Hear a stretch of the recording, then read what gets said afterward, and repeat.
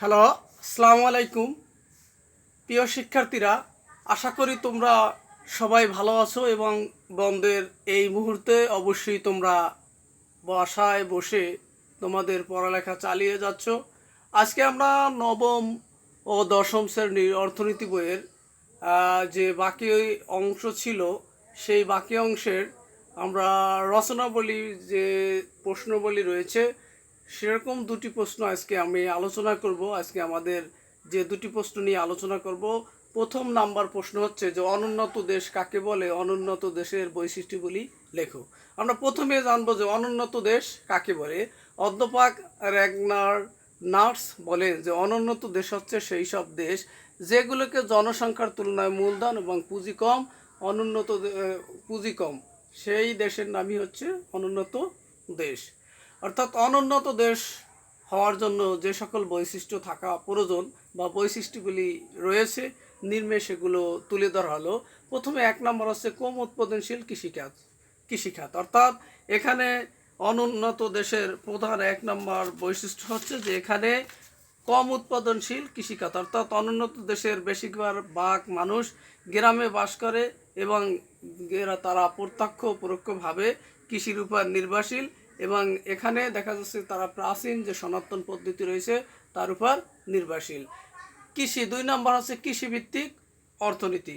অর্থাৎ অনুন্নত দেশের আরেকটি বৈশিষ্ট্য হচ্ছে যে এখানে বেশিরভাগ তাদের যে জাতীয় যে আয় আসে তার বেশিরভাগই আয় আসে কৃষিখাত থেকে। বেকারত্ব অনুন্নত দেশের আরেকটি বৈশিষ্ট্য হচ্ছে যে এখানে বেকারত্ব মাথাপিছু আয় কম এবং সঞ্চয়ও কম, আর এখানে দেখা যাচ্ছে তাই বেকারত্বের হারও অত্যন্ত বেশি। 4 নম্বর হচ্ছে কম মাথাপিছু আয়। উন্নত দেশের আরেকটি অন্যতম বৈশিষ্ট্য হচ্ছে কম মাথাপিছু আয়। অর্থাৎ এখানের মানুষের মাথাপিছু আয়ও কম, সঞ্চয়ও কম, মূল ফলে বিনিয়োগ ও উৎপাদন এখানে খুবই কম রয়েছে। 5 নম্বর দারিদ্র্যের দুষ্টচক্র। অনুন্নত দেশের আরেকটি বৈশিষ্ট্য হচ্ছে দারিদ্র্য দুষ্টচক্র। দারিদ্র্য অনুন্নত দেশে কম উৎপাদনের ফলে তাদের আয় কম, আয় কম হওয়ার ফলে তাদের সঞ্চয় কম, সঞ্চয় কম হওয়ার কারণে তাদের মূলধনও কম, ফলে তাদের উৎপাদনও খুবই কম। এই জন্য অনুন্নত দেশের এই অবস্থাকে অর্থনীতির ভাষায় দারিদ্র্যের দুষ্টচক্র বলে। জনসংখ্যা অধিক।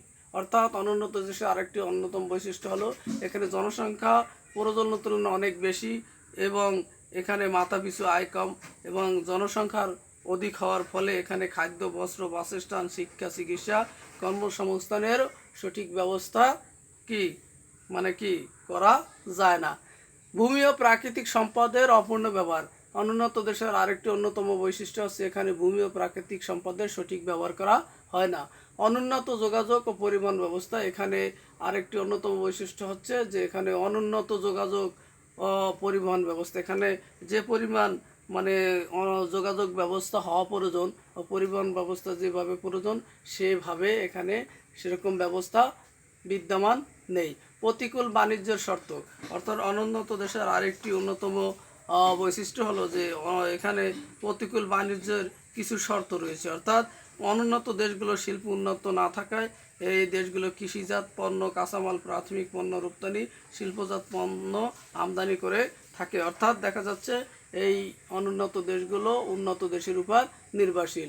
অনুন্নত শিল্প কাঠামো। অর্থাৎ অনুন্নত দেশের আরেকটি অন্যতম বৈশিষ্ট্য হচ্ছে অনুন্নত শিল্প কাঠামো ব্যবস্থা। অর্থাৎ এখানে দেখা যাচ্ছে অনুন্নত দেশের শিল্প কাঠামো সেকালে ও বৃহদায়তন মূলধানী শিল্প খুবই কম, আর মূলধানের শিল্প খাতে অন্য খাতের তুলনায় শ্রমিক নিয়োগ কম এবং শ্রমিকদের এখানে দক্ষতাও কম। এবার আমরা জানবো 2 নম্বর প্রশ্ন, উন্নয়নশীল দেশ কাকে বলে? উন্নয়নশীল দেশের বৈশিষ্ট্যগুলি লেখো। যেসব দেশের মাথাপিছু প্রকৃত আয় উন্নত দেশের তুলনায় কম কিন্তু উন্নয়নের সূচকগুলোর ইতিবাচক পরিবর্তন ঘটছে তাকে উন্নয়নশীল দেশ বলে। অর্থাৎ উন্নয়নশীল দেশের যে সকল বৈশিষ্ট্যগুলি বিদ্যমান রয়েছে তার এর মধ্যে 1 নম্বর হচ্ছে কৃষি নির্ভর অর্থনীতি। অর্থাৎ উন্নয়নশীল দেশের প্রধান বৈশিষ্ট্য হচ্ছে এখানে কৃষি নির্ভর অর্থনীতি এবং এখানকার বেশিরভাগ মানুষই প্রত্যক্ষ পরোক্ষভাবে কৃষির উপর নির্ভরশীল এবং কৃষির ব্যবস্থার মধ্যে দিয়ে তাদের জীবন অতিবাহিত করে থাকে। মাথাপিছু আয় ও প্রাকৃতিক সম্পদের অপূর্ণ ব্যবহার, অর্থাৎ এখানে দেখা যাচ্ছে মাথাপিছু আয়, 2 নম্বর হচ্ছে মাথাপিছু আয়, অর্থাৎ এখানে উন্নত দেশের তুলনায় উন্নয়নশীল দেশের মাথাপিছু আয় কম, কিন্তু অনুন্নত দেশের তুলনায় একটু বেশি, কিন্তু জীবনযাত্রার মানও কর্মী কি উন্নতির দিকে ধাবিত হচ্ছে। প্রাকৃতিক সম্পদের অপূর্ণ ব্যবহার, উন্নয়নশীল দেশের আরেকটি অন্যতম বৈশিষ্ট্য হলো এখানে প্রাকৃতিক সম্পদের সঠিক যে ব্যবহার, সেই সঠিক ব্যবহার করা হয় না, যার জন্য প্রাকৃতিক সম্পদ সঠিকভাবে কাজে লাগানো যায় না।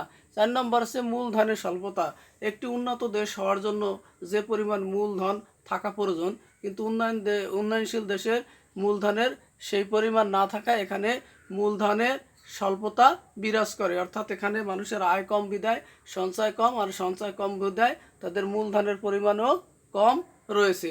প্রাথমিক উৎপাদনকারী, 5 নম্বর হচ্ছে কি যে প্রাথমিক পণ্য উৎপাদনকারী, অর্থাৎ উন্নয়নশীল দেশ প্রধানত প্রাথমিক পণ্য উৎপাদন করে এবং উৎপাদন ব্যবস্থায় শ্রমনিবিড় উৎপাদন কৌশল করা হয়।